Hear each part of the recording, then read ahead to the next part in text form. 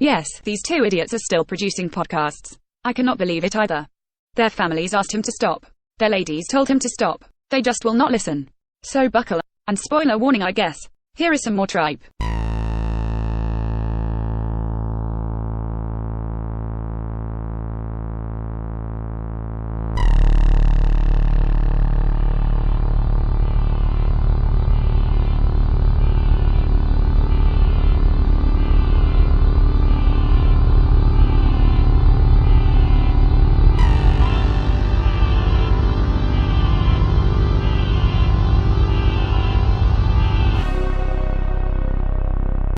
My throat is clear. My throat is also clear, so I'll go ahead and say, welcome to the next episode of The Horror of Babylon. I'm Ryan, and with me as always is Daniel. Say hi, Daniel. Hi, Daniel. And it is 1:09 in the morning on Veterans Day 2021. We have just finished watching episode 1 and episode 2 of Mick Garris's 1994 miniseries, The Stand, and we're going to go through our thoughts. And before, the first thing we want to jump into is the structure. How was the structure of these first 2 episodes of the miniseries adaptation compared to the structure of the novel? Very condensed. They were going through it at like a much more like breakneck pace because they were trying to get in all the important information while also trimming a lot of information. It honestly kind of made me think of that introduction Stephen King did where he talks about the importance of added information. Right, and honestly, that it's kind of what you would expect. Yeah. It's exactly what I was kind of expecting. It's 4 episodes. All the episodes are close to 90 minutes, so you're getting almost 6 hours worth of content. Yeah. But it's such a huge story that even that's not enough to jam everything in there. Yeah, I grade these things on a curve because of stuff like that. Right, and also taking into account this is 1994. Mm-hmm. It was made for network television. Yeah. A lot of the things in the book just wouldn't make it into the show, regardless if they had infinite time to fill. Yeah. I have a soft spot for, like, 90s miniseries anyway. Yeah, Tommy Knockers, Langoliers, all fun stuff. Yeah. Yeah. So while we were pulling up our resources for our discussion here, we pulled up the IMDb page for The Stand, and if you do that, you will see the most god-awful poster that just has, up at the top, it has Gary Sinise and Molly Ringwald in this Titanic-esque embrace. My very first question to Ryan was, did this come out at the same time as Titanic? Because that's what the poster looks like. Titanic came out 3 years later, but it really looks like the Titanic poster. It looks like, I guess when you're marketing to like a larger audience, you got to try to figure out how to pull people in, and how do you get women in the 90s to sit down for a Stephen King miniseries. You advertise some of the romance. Yeah, and like obviously Stu and Fran's romance is a part of the story, but this poster is very misleading, I would say. It makes it seem like a lot of the stuff you expect from that romance has been straight up cut. Yeah. So, I don't know, but the poster's distracting. It's not very good. Well, let's go ahead and get into the meat of our discussion here. We're going to go through the characters and talk about their adaptation to the screen, mm-hmm. and also the people who play them, if we felt they were effective or not. Mm-hmm. We're going to start with Stu Redman, played by Gary Sinise, who I will always think of as Lieutenant Dan from Forrest Gump. I wanted so many times while we were watching those to just say, Lieutenant Dan, you want some ice cream? I didn't even know that was... I don't know actors very well. I thought the guy did a good job. No, yeah, I thought he was good. How did you kind of picture Stu in your head when you were reading the book? Fairly close to that. Fairly everymanish, just a East Texas accent, which, I mean, he does fine. I mean, there's probably an East Texan out there that's going to hate me for saying that. Probably. But... It's also known for Apollo 13 and Of Mice and Men. Yeah. But Lieutenant Dan is, I think, the role he's most famous for. Mm-hmm. For me, I think he works pretty well because Stu is a quiet leading man, as he is very restrained, as opposed to, us with modern Hollywood, we're used to very Marvel leading men like Robert Downey Jr., Chris Pratt. And that is not Stu Redman. Oh boy. I mean, you're laughing, but I'm right. I mean, you're right. Leading men in Hollywood today are all like giant smartasses. They are very different than the Stu Redman of the book and of the miniseries. Right. Now, of course, that this wasn't true in the 90s. It was more common to have leading men that were more quiet and reserved, like Gary Sinise plays Stu Redman in this show. But I definitely thought it worked. What about just Stu's character in the miniseries? How did you feel about how they adapted his story? As far as the adaptations go, that was acceptable. You got in him being taken in by the army, his friends all getting infected and dying, him being a smartass to the scientists because he's frustrated and he wants answers. Everything's condensed, but I think of all the characters, he probably lost the least. Right, and actually, if you think about it, in terms of book one anyway, Stu kind of has like the least plot points. Yeah. He's there at the beginning at the gas station, and they take him to Vermont. He eventually leaves the CDC, and he meets Glenn. Yeah. He doesn't have as many action steps as Larry does. Yeah. And like the only thing that, unless it's like really jammed in episode 3, is like the roving rape gang, the zoo. I did look up a few things prior to watching this. The zoo is something they left out of the miniseries. I figured that would be left out, and really that's the only thing that he lost in translation, and that's pretty good for as long as the book is. And actually, that's already kind of sort of been spoiled because towards the end of episode 2 we meet Lucy. Yeah. And that's how they meet her in the book. Yeah. Yeah. Okay. Wait, don't they meet Dana? I thought, Dana and Lucy were both... No, because Lucy was with Larry. They were in a separate group. No, you're right. No, you're totally right. Because it was Stu, Harold, Glenn, and Fran's group that at the zoo. Yeah. I mean, there's like a million characters. It's really hard to keep straight. Yeah. Okay. All right, so Stu was pretty good. Yeah. All right.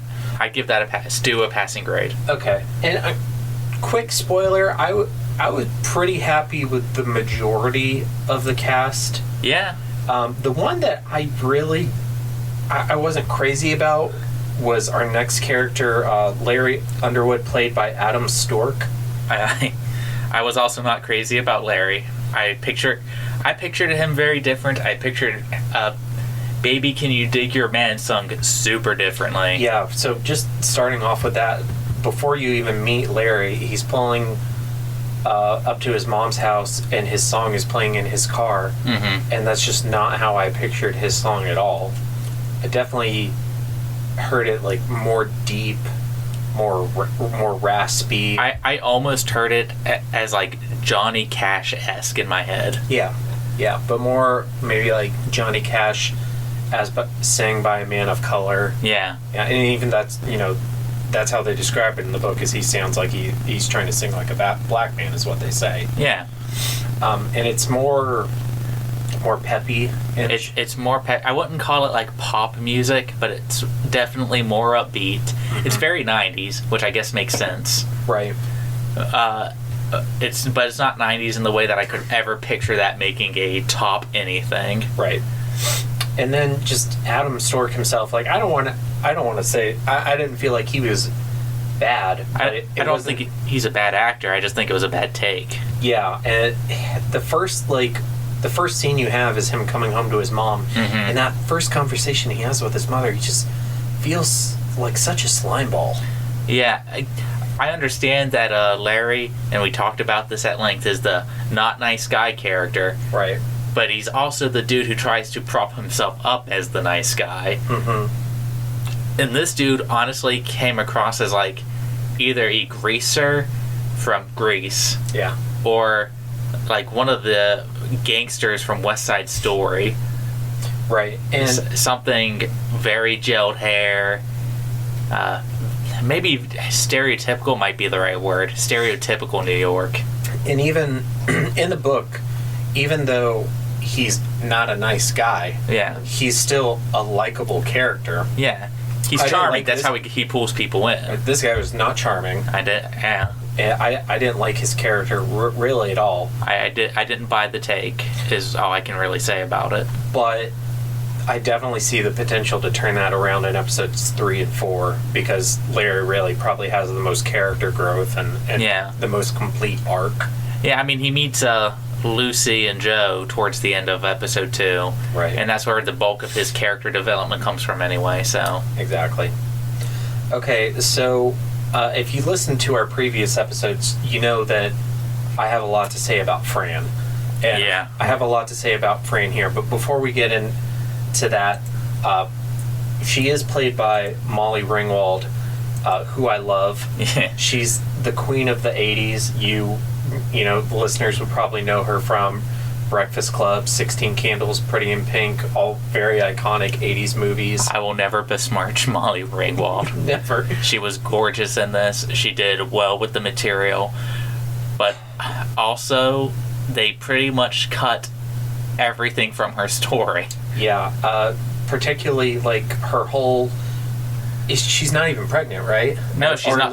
Not that we know of. No, she's not pregnant. And she doesn't get that amazing scene with Jess where she tells Jess that she's pregnant, and he has, like, you know, the reactions he's supposed to have, and she just kind of shuts him down. She doesn't get that amazing scene where she comes to her dad and tells her he's pregnant, and we get to see him support her. Not to mention the mom isn't even in it, and that, you know, we kind of disagreed on that scene and how we felt about the mom. But now, without having it at all, I'm sitting there like, okay, well, maybe it was needed, because without those things, what is Franny left with aside from being the woman of the group? Her relationship with Harold. That's kind of her whole story. Yeah, and I honestly don't care for that take. And then, of course, if you've read the book and if you've listened to our previous episodes, you know that we were big fans of her in book 1, but then in book 2, and especially in book 3, her role diminishes, and that was a huge disappointment for us. Yeah. So is the same thing going to happen here? Is it going to get worse from nothing, is what my question is. Or is this a chance to improve on the source material and give her more to do in the second half of the story? I guess you could condense some of the other, you might be able to... I have a theory, but I'll save it for when we get to predictions. But I guess you could condense some of, like, the Dana stuff into her. I don't think that's where it's going to go, but... Let me make a note of that so we don't forget. I don't think that's where it's going to go. I actually have a prediction for that. And I'm excited to see if my prediction is right. All right, we're going to talk about predictions for episodes 3 and 4 later in the episode, so we'll cycle back around to Franny. So actually, I had Lloyd up next, but let's go ahead and talk about Harold.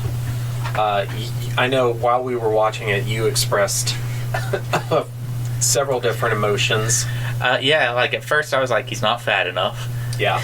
And I understand that's not really a character trait. No. But when Stephen King spent so much time on that trait, you kind of get used to it. Right. And I think they played him as, again, you know, you're updating something for the times. He was more of a 90s nerd. Mm-hmm. He had some pock marks. He had really thick glasses. He kind of had a Peter Parker-esque. And when he's trying to act tough, he's wearing a studded leather jacket so ridiculous. Instead of cowboy boots, which was what he was doing in the 70s to try to act tough.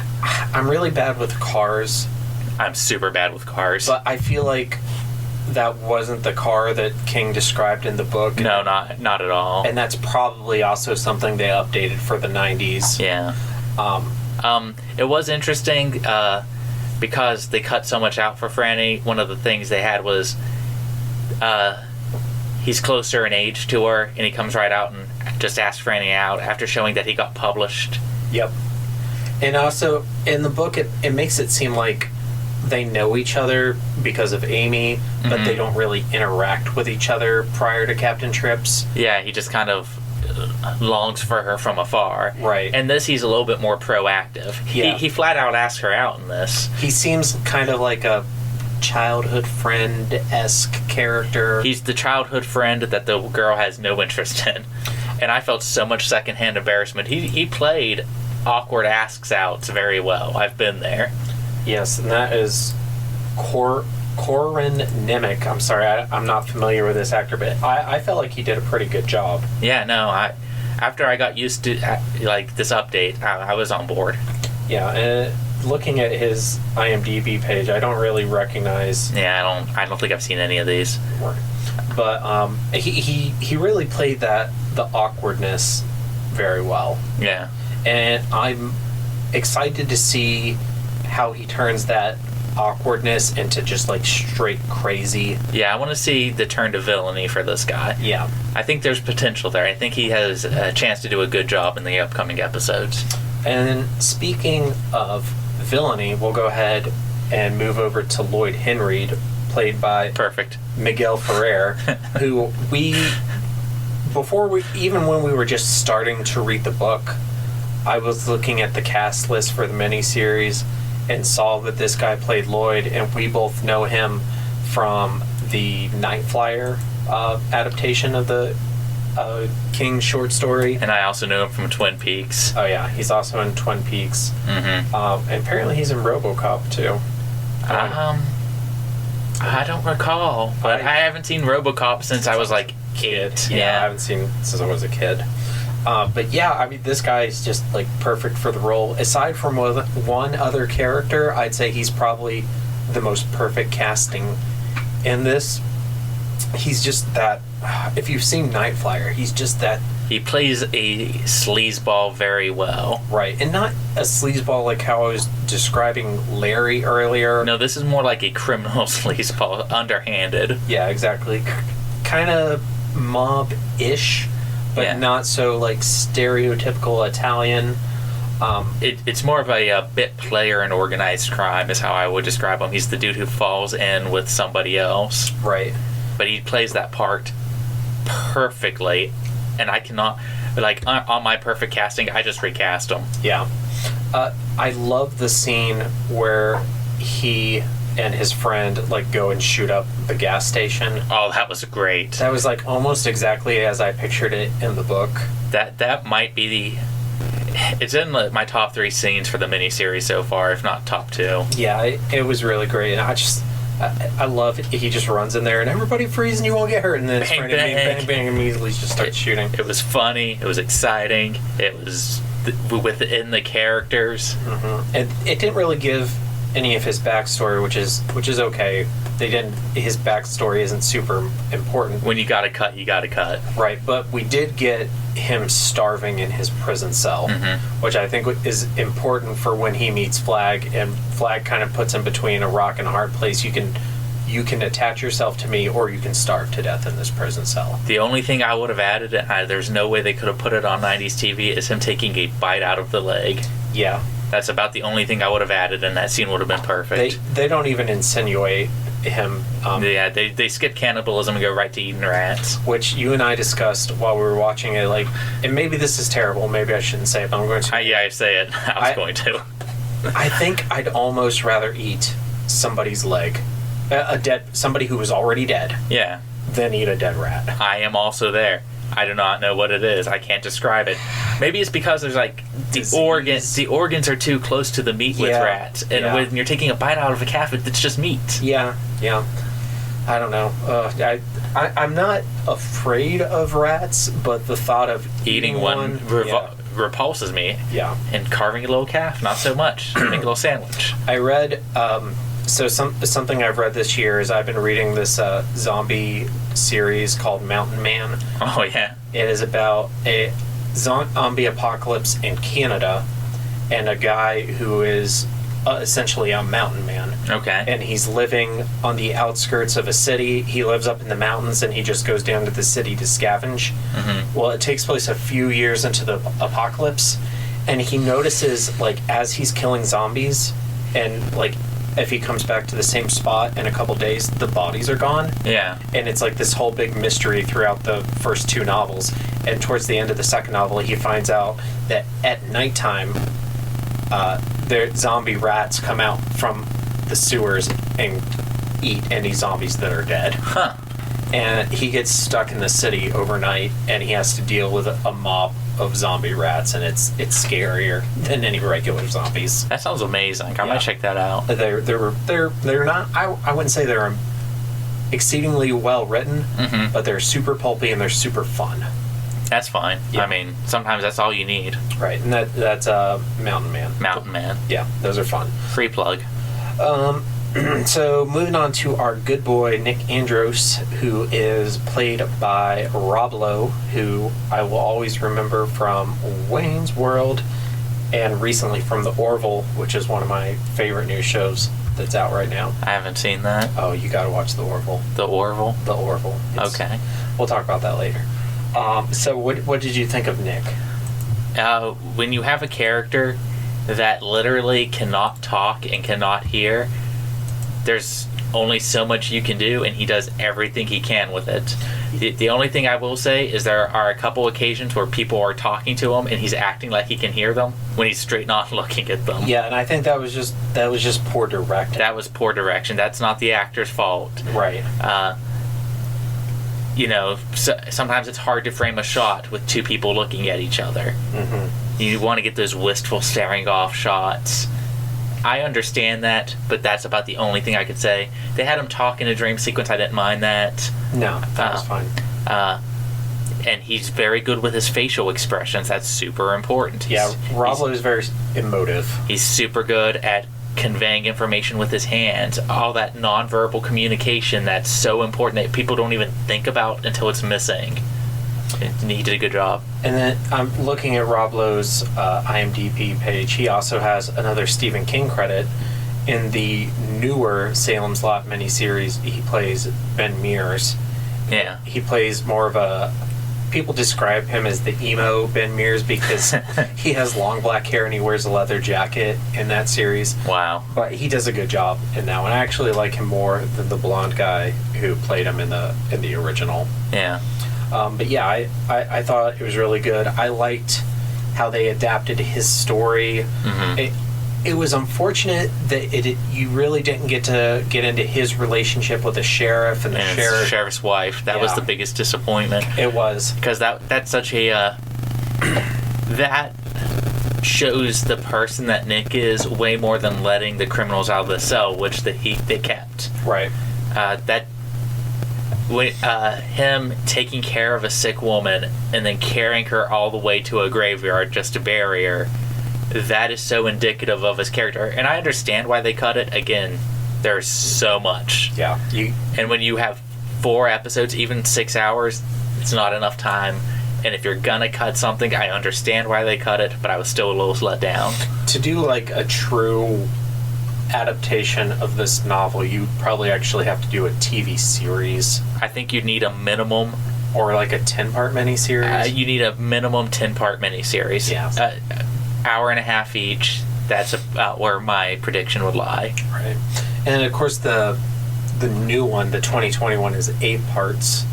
I think those are an hour. Mm-hmm. So that's like 8 hours compared to this one that is 6. Yeah. So maybe we'll get more of that in the second one.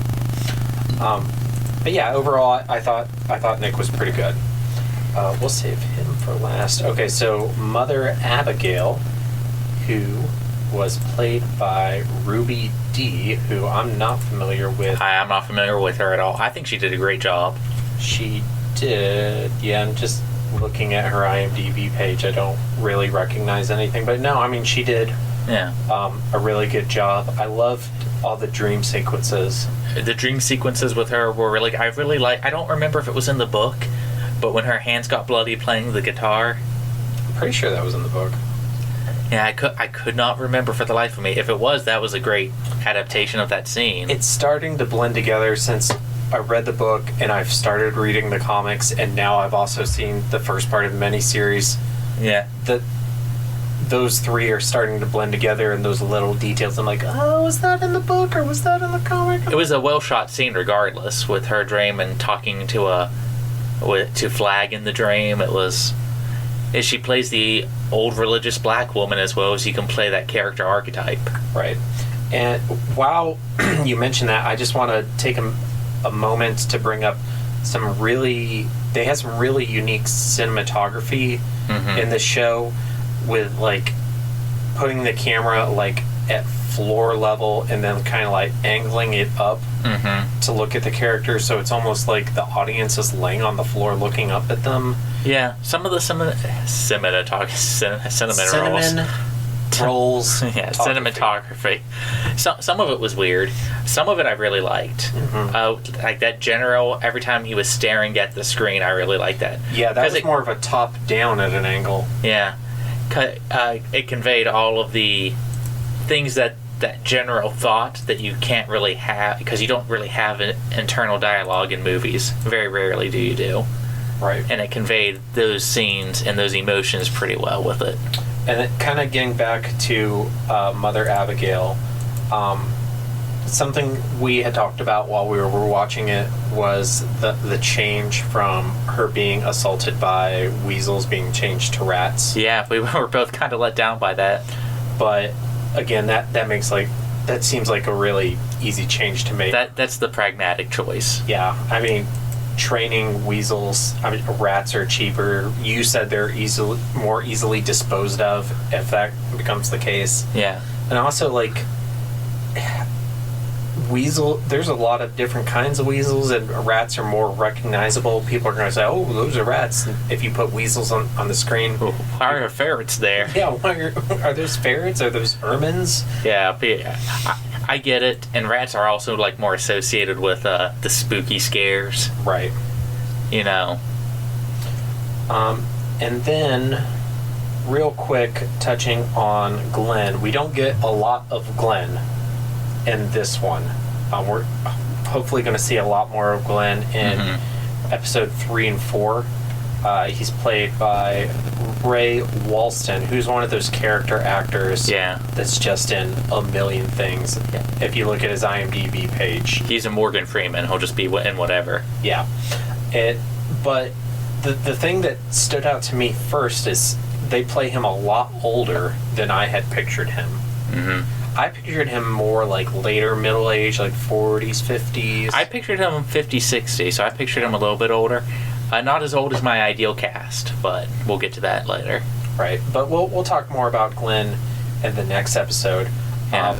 I do want to talk about my guy, Tom Collins, who's played by Bill Fagerbakke, who I knew at some point that the guy who plays Patrick plays Tom, and I had forgotten about it until he came on the screen and I heard his voice. I didn't believe you when you pulled that up and showed me. You made me close my eyes and listen, and then now all I can hear is Patrick Star.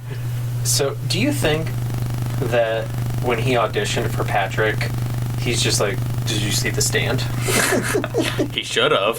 It was Moon. That spells starfish. Yeah, exactly. Yeah.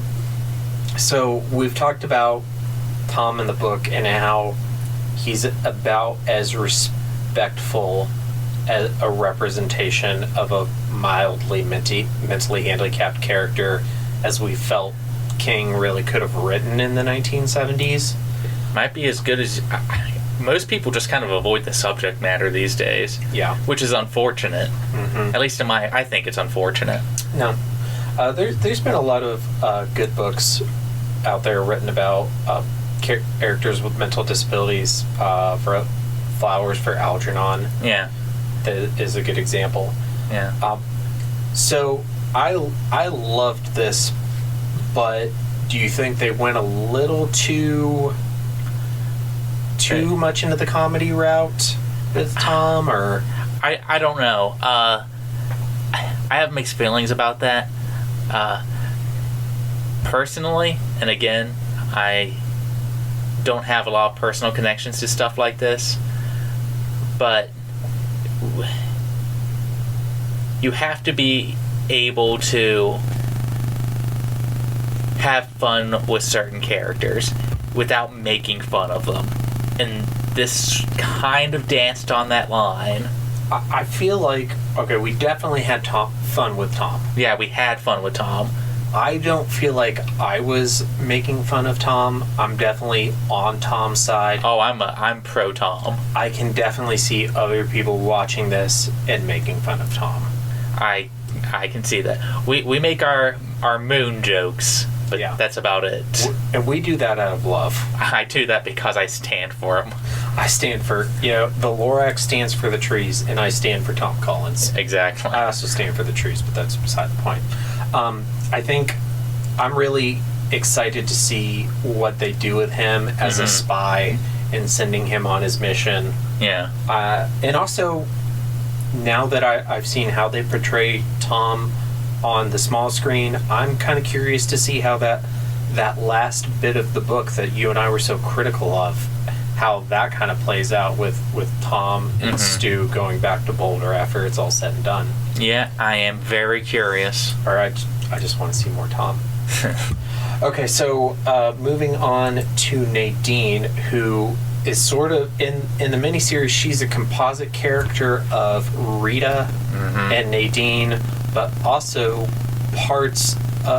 Nadine's character also kind of is given partly to Lucy. Yeah.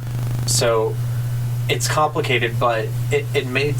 I honestly think it made some sense to combine Rita and Nadine's character. If you're cutting for time, Rita's one of the characters you cut. You introduced Nadine a little earlier.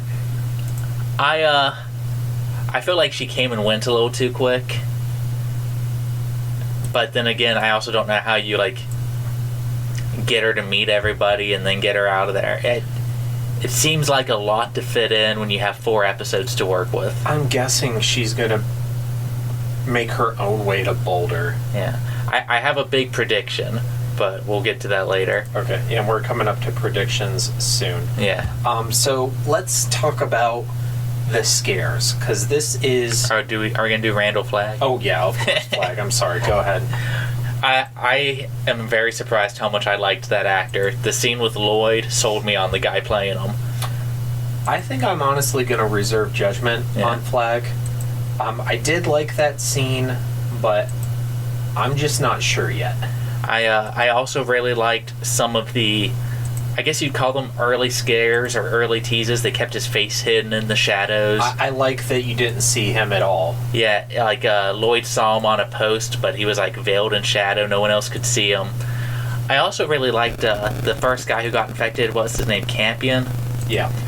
This isn't something that was in the book. When he drove down and he crashed, he talked about running away from the Dark Man, kept seeing him in the rearview mirror. They definitely inserted him more in the first part of the story. They inserted him a little bit early, which I don't think would have worked for the book, but I think works for an adaptation. Yeah, and I think that's important to do for something on the screen, because he, in the book, he's so vague and kind of sort nebulous. of kind of metaphysical. Yeah. And that doesn't work for TV generally. Yeah. Oh, and also just want to mention, this was written, the teleplay was written by Stephen King. And generally speaking, when he's adapting his own work, it usually turns out pretty well. Yeah. And just to shout out, the gentleman playing Flagg is Jamie Sheridan, who, kind of looking down his IMDb page, he's another actor I'm not super familiar with. He looks, I see NCIS and Law and Order, the kind of TV I don't generally watch, but if you like crime TV, you might be familiar with that actor. Alright, so moving on to the spooky scares. Just in general, I didn't think it was very scary. No, if I was going to give it like a scare rating out of 10, this would be below 5, probably below 4.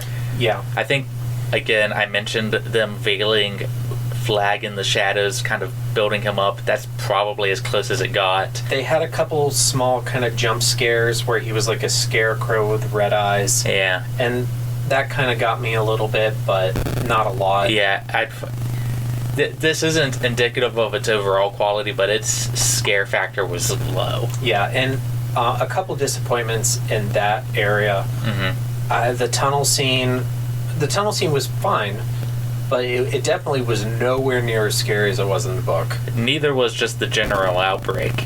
Yeah. Conveying mass death and destruction, kind of hard to do in a TV miniseries.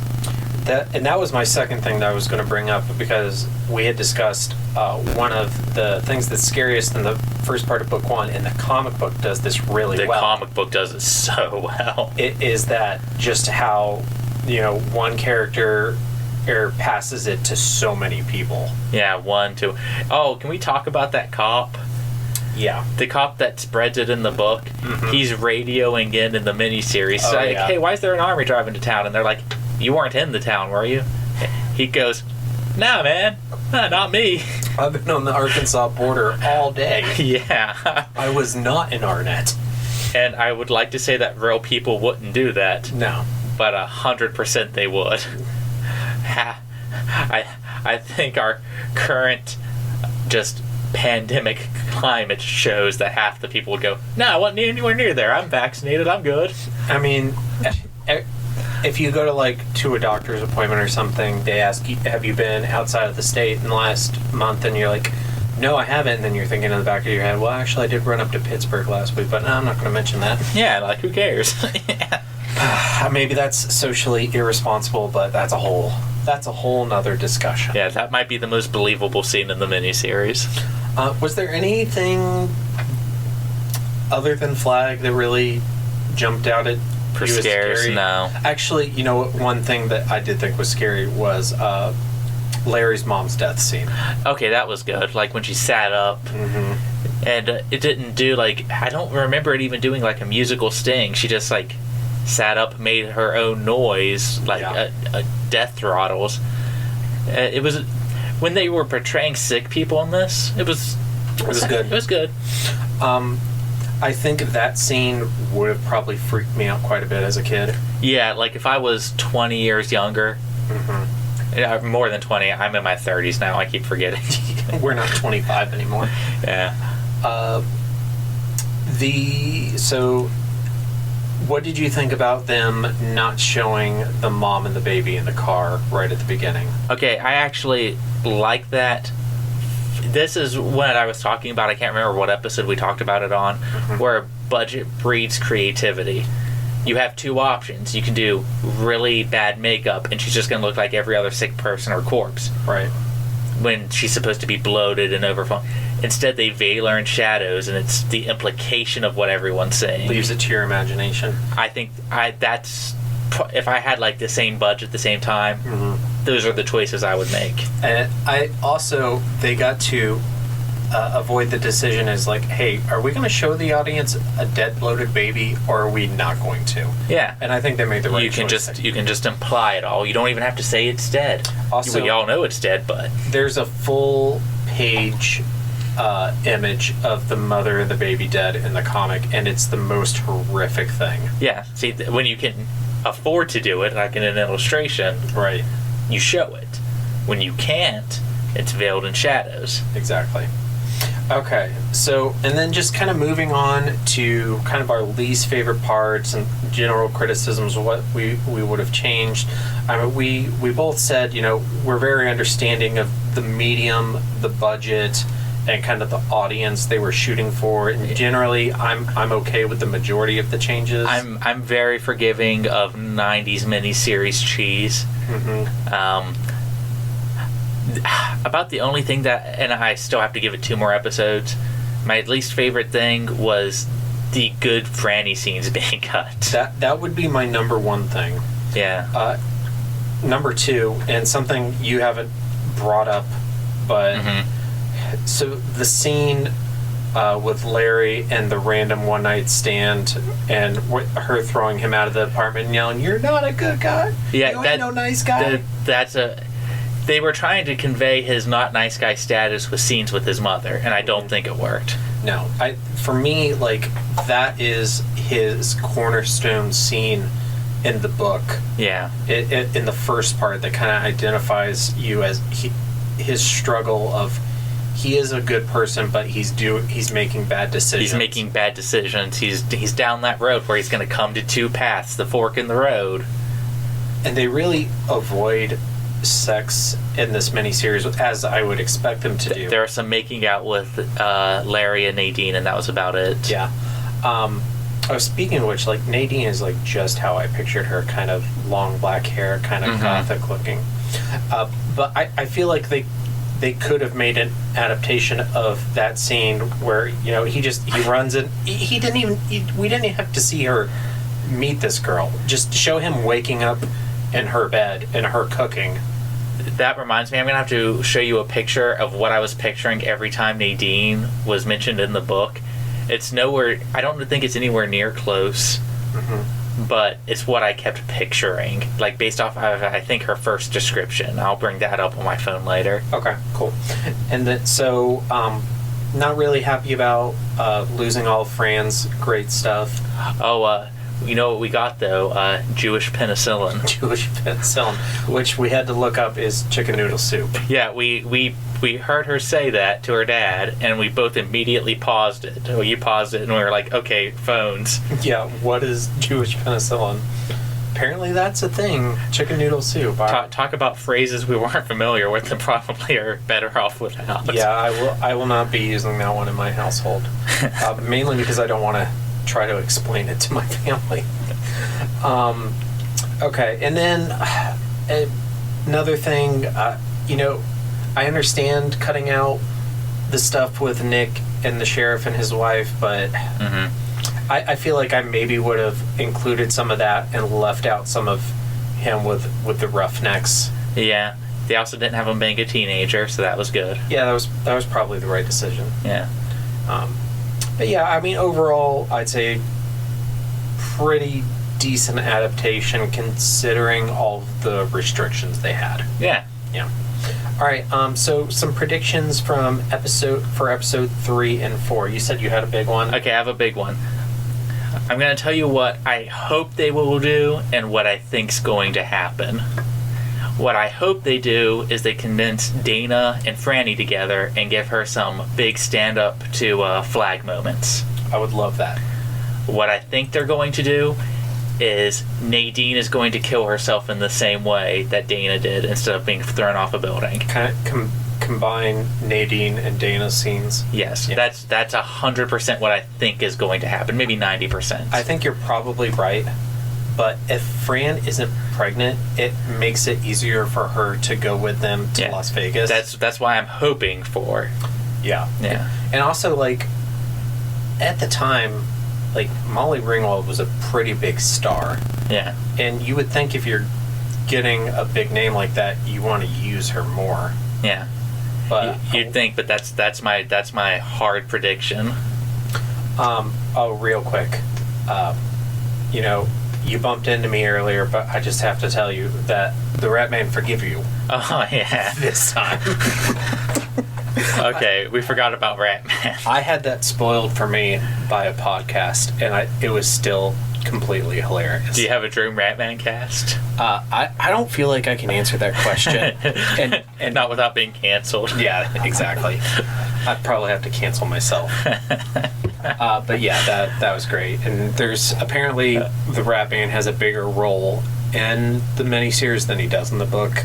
I don't know how I feel about that. Well, I feel like how we were talking about not making fun of Tom Collin, we're going to be making fun of Rat Man. But Rat Man, even though he's kind of a racist mess, is just so ridiculous of a character. Yeah, he's way over the top. Yeah. Okay. So any other predictions for episodes 3 and 4? No, that's I also think there's about a 50-50 shot of Nick living. Yeah, that's what I was thinking, is maybe Nick doesn't die in this one. That might be wishful thinking on our part, but the miniseries and some King adaptations sometimes play around with who lives and who dies. Right. The biggest example I can think of is Cujo, and the only reason I know is because people always tell me the big difference between the book and the movie. Right, but okay, spoilers for Cujo. Yeah. If you haven't read or watched, at the end of the book, the 5-year-old Tad, he dies, unfortunately, of dehydration from being stuck in that car for days. At the end of the movie, he lives. I think that was just a change they made to appease audiences. I mean, who wants to walk out of a theater and be like, 5-year-old he just died? I 100% would have made that movie, but I'm also a horrible person. Yeah, you're a terrible monster. I want people to walk out of horror movies feeling just deflated. Yeah. That's why I like Hereditary. Yeah, and definitely, I think that a lot of King's film and TV adaptations do make changes, but also consider this one is written by King, and he generally is pretty true to his own material. That's also true. Yeah. I would like to see Nick live. Mm-hmm. I would like to see Harold have a bigger role in the last part of the story. I think the only way Nick lives is if they kill Stu off instead. I don't think that's going to happen. Yeah, especially with that poster. No, that's not going to happen. Okay, so let's go ahead and move on to our... Oh, I'm ready. I'm ready for the Dreamcast. We'll go back and forth. If you would start us off with your Stu. Okay. Okay, I have two. That's fine. I always have two. That's fine. My first is Mike Judge doing a Hank Hill impression the entire time. No. And my second one is Chris Pratt. Chris Pratt. You know, I thought about Chris Pratt too. And it's because he's the modern version of that's what people think an everyman is. Yeah, so when I was trying to come up with my Stu, and Stu's one of the ones I had problems with. And me too. I was thinking, okay, who are my favorite Hollywood leading men? Mm-hmm. And I was just like, oh my god, they're all smartasses. Because I was thinking of Chris Pratt and his ilk. Yeah. I was like, so I was kind of... I think if you were modernly adapting it, he'd probably be a little bit more of a smartass. Yeah. Like he is to the doctors. He'd do those jokes, those little pranks a little more. Like, everybody in a movie these days is a smartass. Nobody's never not a smartass. It's hard to find a more stoic character type these days. So for me, I was trying to think of a leading man that I liked who plays a little bit more of a reserved character, and I came up with Jude Law, specifically from his performance as Watson in the new Sherlock Holmes. Well, newer Sherlock. Yeah. And that's not bad. Yeah. And honestly, I think if I had more time to think on it, I could probably come up with a better one. But Stu is not smarmy. Yeah. Me. He's not a Robert Downey Jr. type of character. Yeah. So I wanted somebody a little quieter. It plays into who I cast for Harold and then being pissed off at coming across a guy that's handsome. Okay. Who did you have for Larry? Larry Underwood? Okay, I decided I was going to be... I had a couple choices, but I decided to go a little bit more diverse. Mm-hmm. Donald Glover. Ooh. Yeah. So he can play up the smooth talking bits. Yeah. He has a history with singing. It's a way different singing, so you'd have to really kind of adapt, Baby, Can You Dig Your Man? I like your answer more than mine. Yeah. I was like, you know what, I want to get a little diverse. I got a couple, and you know me, I don't usually get diverse, but I was like, I have 3 diverse answers on here, and I think that's my proudest one. So, I'm changing mine to Donald Glover, but I'll go ahead and tell you. So, I was trying to think of an actor who had a history of playing characters with redemption arcs. Okay. So, I picked Ed Norton. Okay, that's also not bad. Yeah. But I'm changing that to Donald Glover. Yeah, for sure. How about Fran? Okay, Selena Gomez.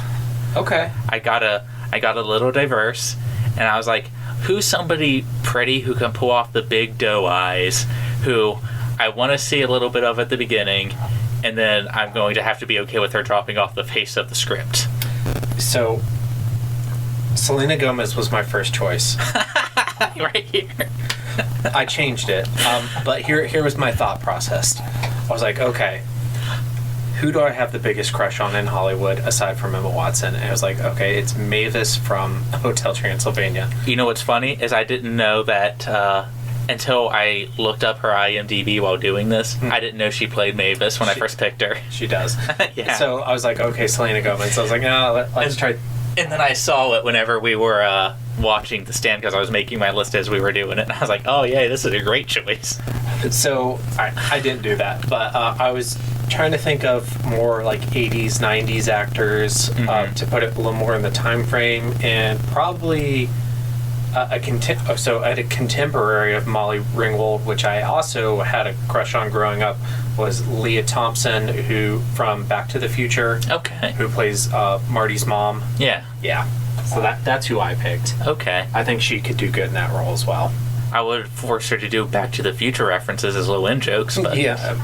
I'm fine with that. Of course, I'd also force Selena Gomez to dress up as Mavis. Yeah. Ooh. Franny as Mavis. Let's move on before I start making comments that I should not say on a recorded thing. Who's your Nick? Okay, my Nick Andrews. Okay, I have two. I couldn't pick between them. They're very different directions. Nick is younger. He's supposed to be 22 years old. So my first pick was Tom Holland. Okay. But then I was like, I know he's 25, but he looks 12. Yeah. So I upgraded it to Adam Driver for the strong, stoic, silent type.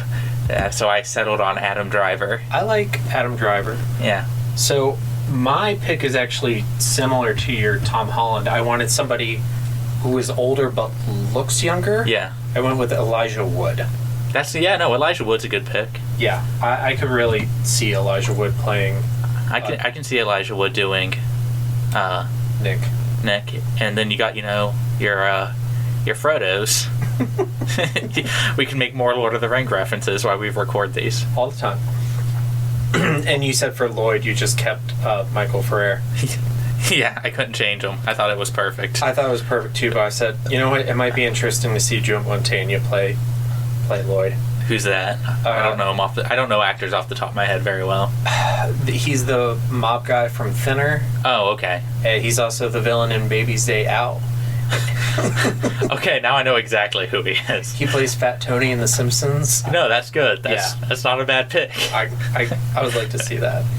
Okay, so Harold Lauder. Okay, this kind of plays into my modern. You run into Chris Pratt, you're mad. I wanted to update him a little bit. Making fun of the fat nerd isn't as vogue as it is. So I'm like, okay, who can play the skinny, neurotic, actually incel? And I settled on Jesse Eisenberg. Yes, that's good. I like that. I had Will Wheaton. Yeah, there you go. That's also not bad. So I couldn't really decide on a Glenn. I had a lot of different ideas, but I couldn't really settle on one that I really liked. Who did you have for Glenn? Michael Caine. Because I want to sit there and listen to a monologue, because that's what Stu does. I also choose Michael Caine. Yeah. I also choose, yeah, that's fine. The old sociologist who monologues. Mother Abigail? Whoopi Goldberg. I know she plays her in the next miniseries, but I was like, who's a old black actress? And I unfortunately am not very cultured. I could only think of like two, and she was up there. So I went with Nichelle Nichols, who is Lieutenant Uhura from the original Star Trek. I want to change my answer. I think I finally one-upped you on one of these. No, you did. That's good. And she's... I am ashamed I didn't think of her. She's still alive and kicking, and I think she would be perfect. I am actually, as a Star Trek fan, I am ashamed of myself. It's funny, actually, because she was Whoopi Goldberg's inspiration to become an actress. Really? I don't know so you haven't heard this story? No. When Whoopi Goldberg was a little girl, she saw Lieutenant Uhura on Star Trek. And the story was she ran into the kitchen to her mom and said, Mommy, there's a black lady on TV and she ain't no maid. That's pretty cool. Yeah, that's a really cool story. 110% support that story. It is wholesome. Yeah. Okay. And Trash Can Man. Andy Serkis. Ooh, you know what? He was my first pick too. So my first thought was Gollum, Andy Serkis. That's 100%. I pictured him playing Gollum, but without the CG. So I thought maybe that's a little too on the nose. So I was like, I decided to pick somebody else. I was like, all right, who's crazy? Who's absolutely batshit crazy? I decided to go with another King alumni, Nicholas Hamilton, who plays Henry Bauer in the new It's. Okay. Yeah, I think an older, not that young, but an older Nicholas Hamilton. He could do a good job as that. He could pull that role off. And also just kind of deviating on trash. He was pretty crazy. He was saying out loud more things that were in his head. When I pictured him being more like a mumbly homeless person, not so much the screamy homeless person. I think the parts with the kid in the book kind of humanize him a little bit. Yeah. And I was disappointed that there was no kid scene. But also understood. Yeah. Again, if you're going to cut something out, that was also cut out of the original book. Right. The original release. And also, just a quick aside, Trash Can Man was played by Matt Frewer, who is the Hallmark Channel Sherlock Holmes. Okay. Which, if you haven't seen the Hallmark Channel TV Sherlock Holmes movies, are actually pretty okay. Okay, I'll watch them. I like Sherlock Holmes. He was also in the remake of Dawn of the Dead. Is that the one where they're in the mall? Yeah. Yeah, he was in that movie too. Okay, and then I think the last one we have here is Randall Flagg. Who did you have for Mr. Flagg? William Dafoe, solely based on his smile. I like that. That was good. My thought was, what actor scares the shit out of me? Okay. I went with Daniel Day-Lewis. Daniel Day-Lewis. Okay, again, I'm not picturing. I'm bad with actors. Have you seen Gangs of New York? Yeah, which one is he? He's the villain. Okay. He's the guy with the top hat. Oh, do you have a Tom Collin? I didn't, because Tom Collin was perfectly cast in this. Okay. This would have to be a very different take on Tom Collin. Michael Clark Duncan. I based it almost solely off of his portrayal in The Green Mile. Yeah. Yeah. I could see that. Yeah, it would be very you wouldn't have the MOONs. I think that's the first actor that we've cast who's unfortunately no longer living. Yeah. Yeah. But yeah, I could definitely see that. That would have been my dream cast. Okay, so just wrapping up, what are your closing thoughts on episode 1 and 2 of the 1994 miniseries The Stand, directed by Mick Garris? I think it's about exactly what you could expect from a 90s miniseries. And if you like those, you're going to like it. If you don't like them, you're not going to like it. Right. And something I'm a big defender, and so are you, of the 1990 It miniseries. I will die on that hill. One of the things that I've heard a lot from people who either don't like it or don't like it as much, they tend to say, I'm sure I would have loved it had I seen it as a kid, but as an adult, I don't appreciate it as much. Yeah. I did like this, and I'm excited to see the next 2 episodes. Yeah. But I definitely think if I had seen this as a kid, I'd probably have a higher opinion of it. I think you'd have fonder memories. The nostalgia might scare you a little more. I think, especially going into it now, it doesn't do anything special to win you over. While I think the acting for what it is very good. Yep. Across the board, anyway. There's a few. For the most part. Yeah. But there's nothing in there that's going to draw you in. None of the changes do anything to draw you in. Right. Because sometimes you could make a change that would be like, oh, that's at least interesting. None of that's in here. It's an adaptation of the book. It cuts out a lot from the book. You're either going to be on board or you're not. Right. I don't know what else to tell people at that point. Maybe we'll have more radical opinions after seeing the last 2 episodes. Hand to God. But so next episode we're going to cover episodes 3 and 4 of this, and then after that we will be covering The Stand 2020, the new miniseries. We haven't decided on the format of that yet, like how many episodes we're going to cover at once. But it's definitely going to be more than 1 episode, and we'll get back to you next episode on how we're going to do that. And then after that, we will cover the Stand comics, and we'll do that all in one episode, and then we'll be moving on to our next book.